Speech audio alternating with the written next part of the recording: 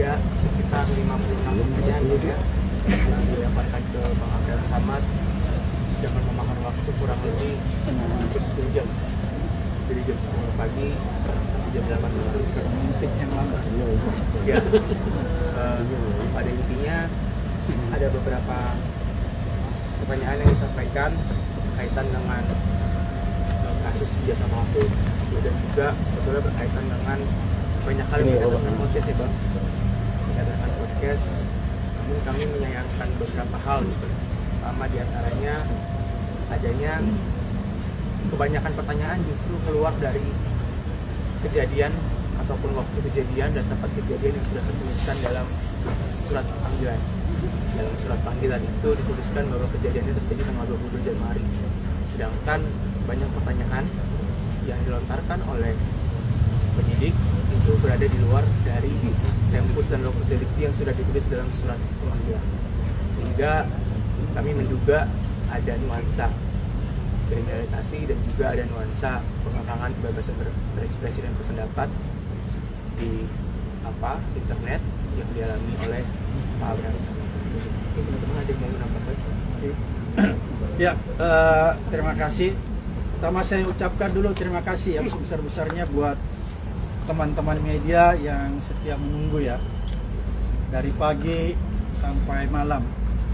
Kemudian yang kedua, saya mengucapkan terima kasih buat seluruh rakyat Indonesia dari Sabang sampai Merauke yang tetap memberikan dukungan dan support yang penuh selama kita menjalani pemeriksaan di Polda ini.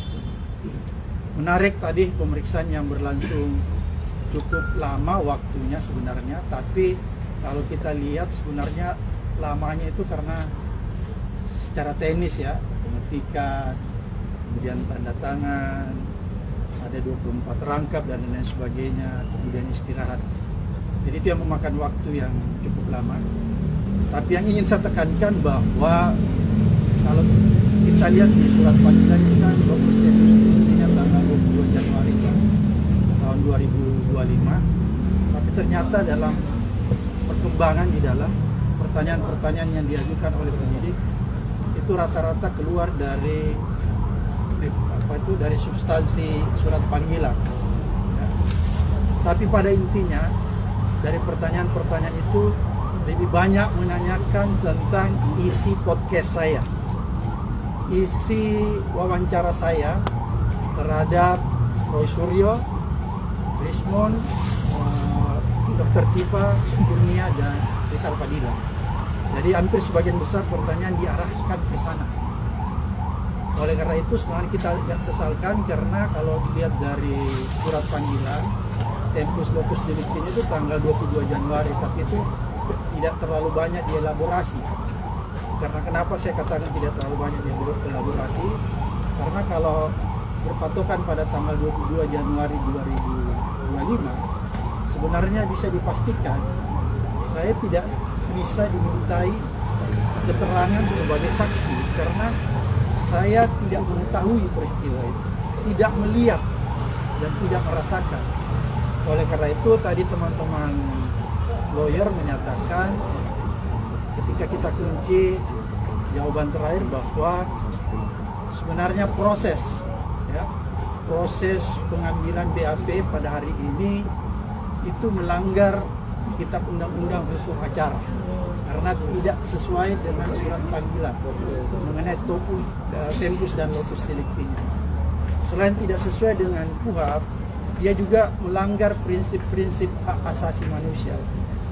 Tapi walaupun demikian, kita tetap menandatangani BAP tadi yang terdiri dari 24 rangkap. Kira-kira sampai di situ yang jelas intinya sebenarnya kalau kasus ini terus di blow up ya, dikapitalisasi oleh penyidik dan dipaksakan, maka ini adalah sebuah bentuk pembungkaman terhadap kebebasan berpendapat dan berekspresi. Ini bukan bicara tentang saya, tapi berbicara tentang nasib kalian para media dan para YouTuber. Karena kalau ini terus dibiarkan tanpa ada perlawanan, maka saya khawatir orang-orang tidak lagi berani memberitakan hal-hal yang sifatnya mengandung pelurusan sebuah perkara. Orang tidak berani lagi memberitakan hal-hal yang seharusnya diungkap kepada publik agar itu menjadi pelajaran berharga bagi kita semua. Oleh karena itu, ini menjadi pelajaran yang sangat berharga buat teman-teman seluruh insan pers.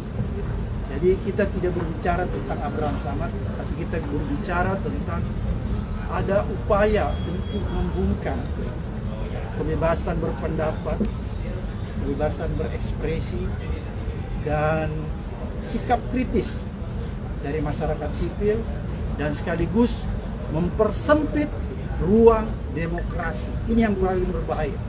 Karena kalau ini terjadi, maka saya khawatir negara kita mengalami kerusakan demokrasi yang begitu parah. Kira-kira sampai di situ dulu yang saya sampaikan. Download Tribun X sekarang, menghadirkan lokal menjadi Indonesia.